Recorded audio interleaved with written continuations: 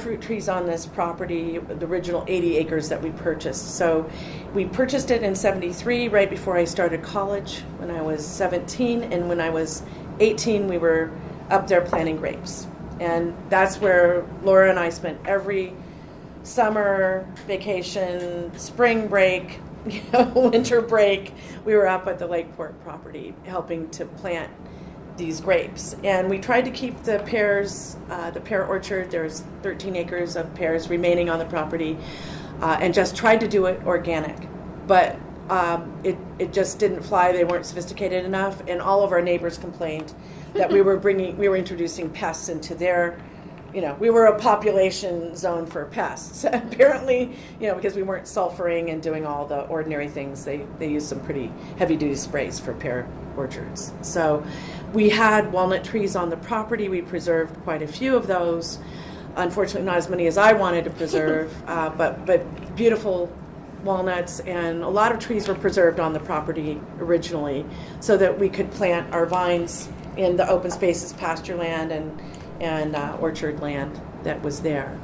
So we had that back in 73, and by 78 we were selling our grapes. I can remember driving around with Jess. I was always really embarrassed. He would just drop in on people. He dropped in on the Parducci's. He dropped in on the Fetzers. He dropped in on Glen Ellen, Bruno Benziger. Always just embarrassed the heck out of me because he was dropping in on these people without an appointment. But, they were all farmers. They all lived with their families out in the country where they had their vineyards in Mendocino and in Napa and Sonoma. So I got to meet a lot of really great people really early on. They probably don't remember meeting me. I'm sure they remember meeting Jess. and he just had a lot of audacity and just drop in on people. I've since learned that this is a real typical Texas trait. His parents were both raised in Texas, and people just drop in on neighbors. They don't knock. All they do is knock. They don't call. They just ring the doorbell or knock on the door and expect to be invited in right on the spot. Doesn't matter if you just got out of the shower or you're in your nightgown. So I think he learned that kind of welcoming attitude and just assuming he was welcome and wanted to talk. So we sold our first crops to the Fetzers, and Barney Fetzer had a glut of grapes after 77, 78, and in 79 he was refusing delivery of grapes from Jackson Vineyard over in Lake County. So Jess got really angry and instigated a whole investment in the idea of a winery.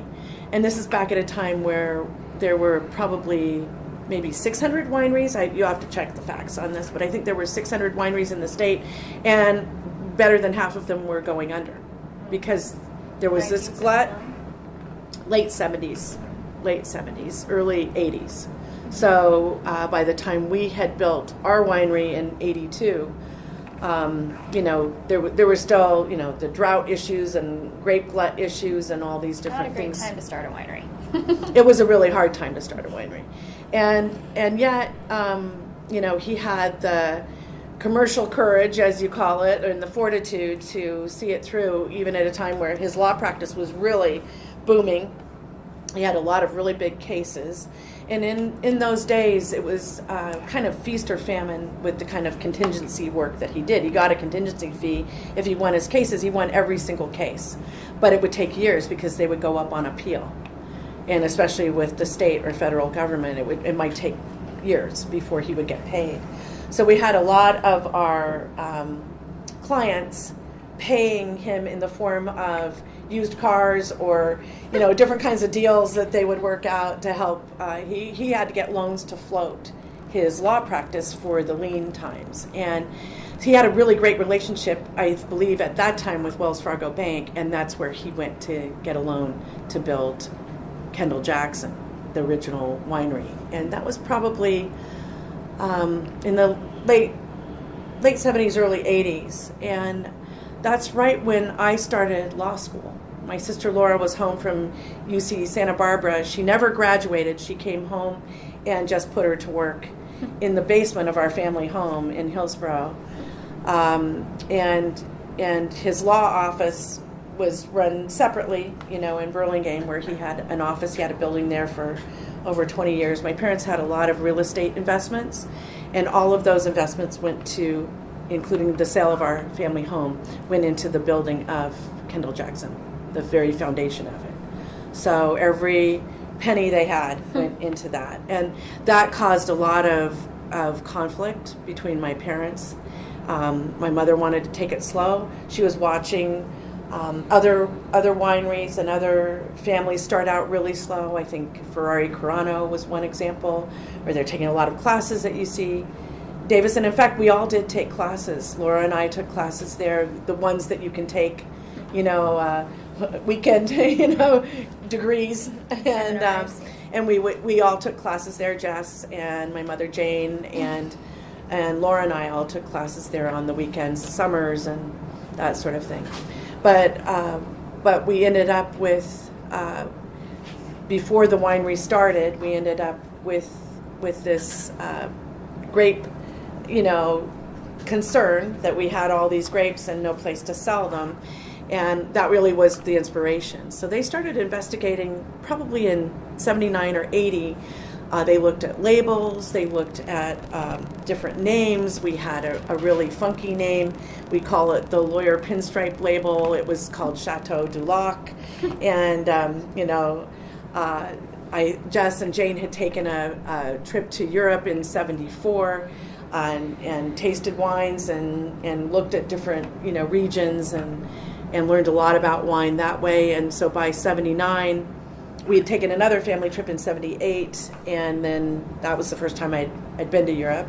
And Laura and I were there with our parents and grandparents, my father's parents. So we were there doing all of that, and the following year in 79, Laura took a hiatus to work at home.